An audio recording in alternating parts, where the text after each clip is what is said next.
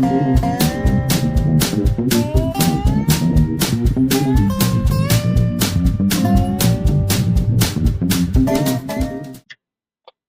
everyone, and welcome to Greyhammer. We've got our third episode of D&D for Dingbats. We're going to be talking about some playable races. Dungeons and Dragons characters have a specific race, granting special powers, and some versions granting bonuses to abilities. There are three different types of races.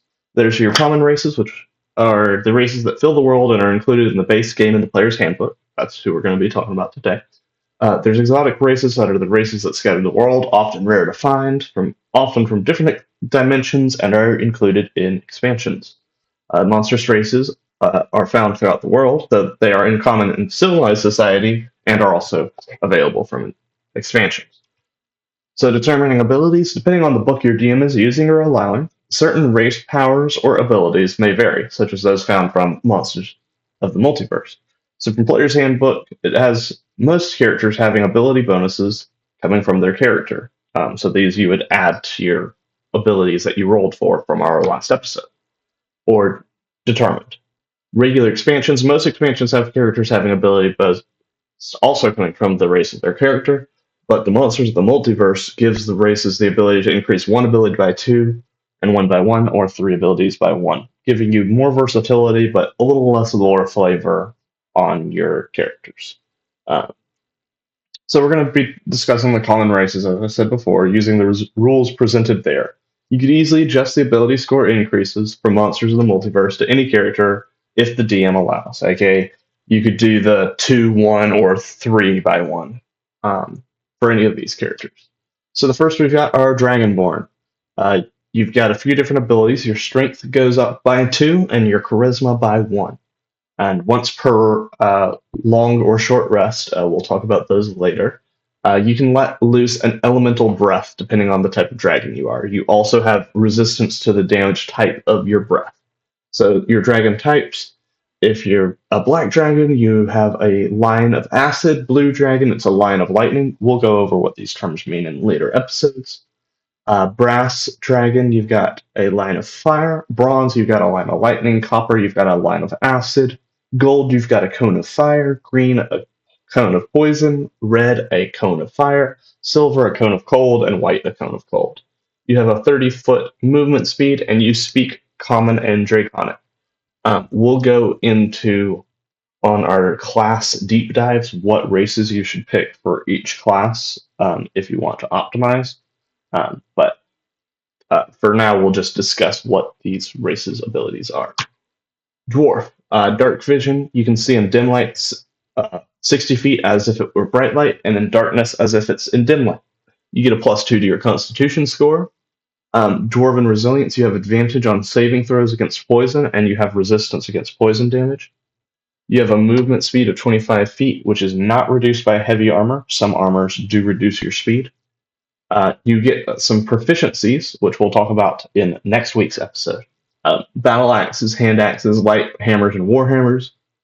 Basically, what you know is if you want to use those weapons, dwarves allow you to use those weapons regardless of what class. Tools, you also get smith's tools, brewer's tools, or mason's tools. And then when you pick the dwarven race, you can pick to be either a hill dwarf or a mountain dwarf, which we'll discuss later. And they speak common and dwarven. Hill dwarf. Your wisdom increases by 1, and your hit point maximum increases by 1, and it increases by 1 every time you gain a level. We'll go into this in probably episode 5. We'll discuss character creation. Mountain dwarf, your strength increases by 1, and you have proficiency with light and medium armor. Hill dwarf is more powerful than mountain dwarf, but mountain dwarf's pretty decent too. Elves. You've got dark vision, same as the dwarves. You get +2 to your dexterity. In Fey Ancestry, you have advantage on saving throws against being charmed, and magic can't put you to sleep. You don't need to sleep with trance, only needing to meditate for 4 hours instead of the 8 hours normal characters would.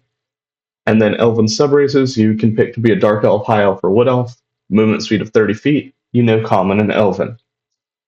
So Dark Elves, your charisma increases by 1. Your dark vision has a range of 120 feet instead of 60. And sunlight sensitivity, you have disadvantage on weapon attacks and perception checks while in direct sunlight. Next episode, we'll be talking about skills, so you'll learn what perception and all that means. Drow magic, you know the Dancing Lights cantrip. At 3rd level, you know the Fairy Fire spell, and at 5th level, you know the Darkness spell. You can cast each spell once before a long rest, and you have proficiency with rapiers, short swords, and hand crossbows. High Elf, you have your intelligence increases by 1. You know a cantrip from the wizard spell list, and intelligence is your spellcasting modifier. You have proficiency with longswords, short bows, and long bows. And then you can read, speak, and write an additional language of your choice. Wood Elf, your wisdom increases by 1. You have proficiency with longswords, short bows, and long bows. Your walking speed increases by 35 feet, and you can attempt to hide even when lightly obscured by foliage and natural phenomena such as rain and stuff. So really good kind of ranger/rogue characters. Gnome. You can see in dim light 60 feet as bright light, and in darkness as if it's dim light, so dark vision. Gnome Cunning, you have advantage on intelligence, wisdom, and charisma saving throws against magic. And you can pick to be a forest gnome or a rock gnome, and you get +2 intelligence. Movement speed of 25 feet, you know common and gnomish. Forest gnome, your dexterity increases by 1, and you gain the natural illusionist. You know the minor illusion cantrip with intelligence as your spellcasting modifier.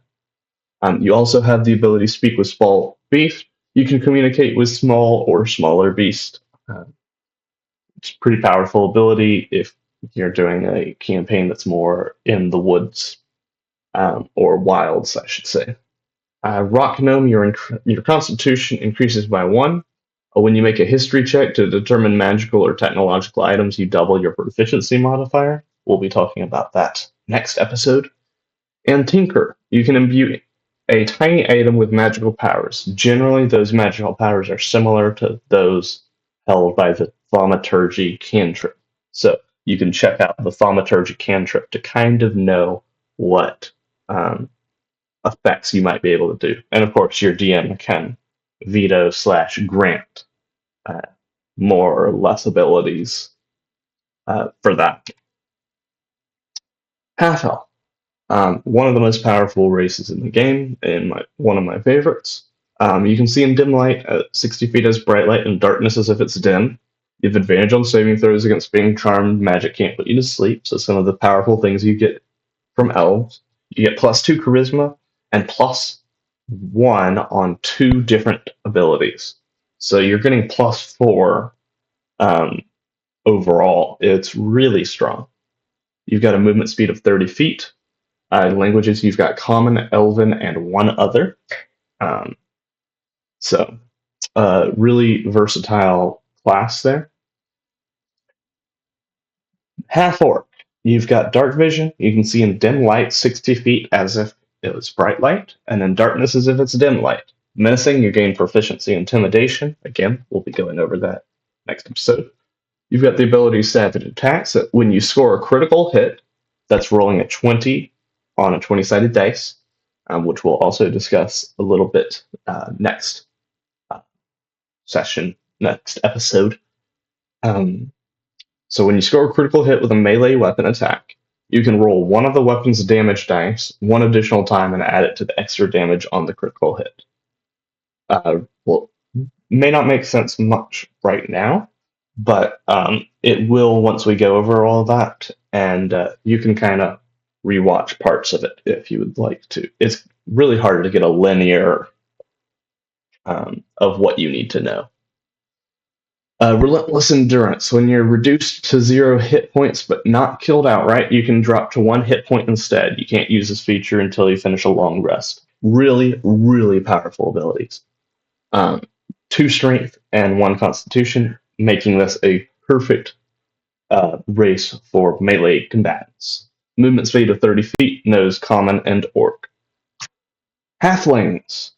You've got the ability Lucky, that when you roll a 1 on an attack roll, ability check, or saving throw, you can reroll the die. You must use the new result even if it's a 1. Brave, you have advantage on saving throws against being frightened. And then Nimble, you can move through the space of any creature that is of a size larger than yours. So typically you can't move through creatures. But now with this character, you can move through them, basically going under their legs and making you a bit more maneuverable. When you pick that's supposed to say halfling, you can pick to be a lightfoot halfling or a stout halfling.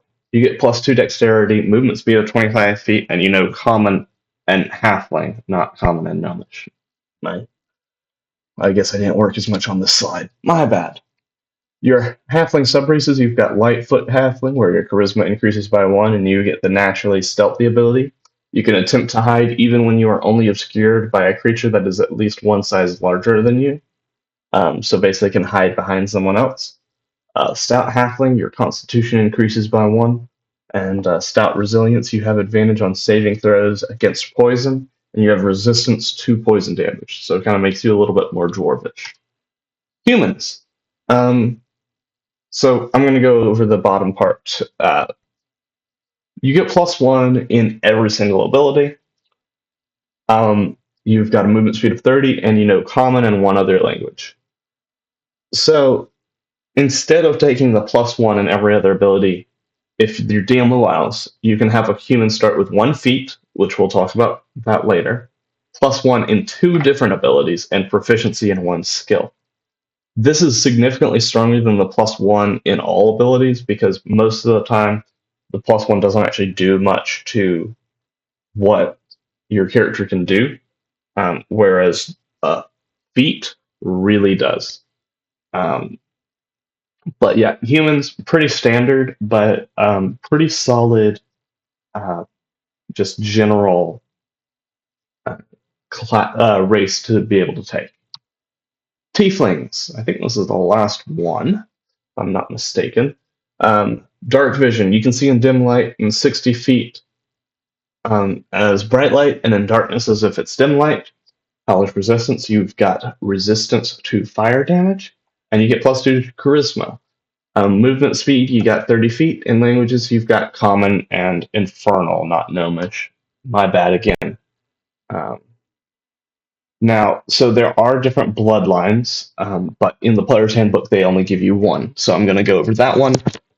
We'll probably do a race deep dive on each one of these once I've kind of got the base series on, and we can talk about different sub-races and things like of that nature, ways to use those races as best as possible, in what class would they be the best in, and so forth. But we'll get to that later once I've gone through all the kind of basic Dungeons and Dragons things.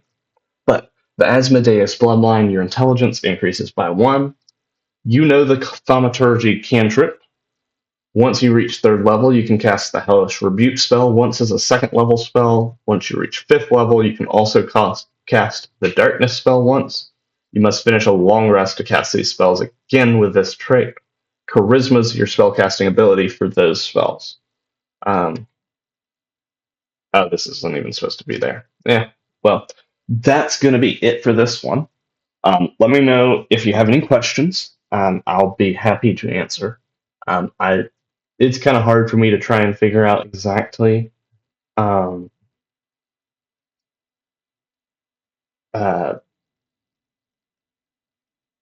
definitely we'll be working on trying to increase your understanding of D&D. Sorry. I'm really excited about this series. I've got a lot of kind of a roadmap planned, but I will see you in the next episode, and have a good day.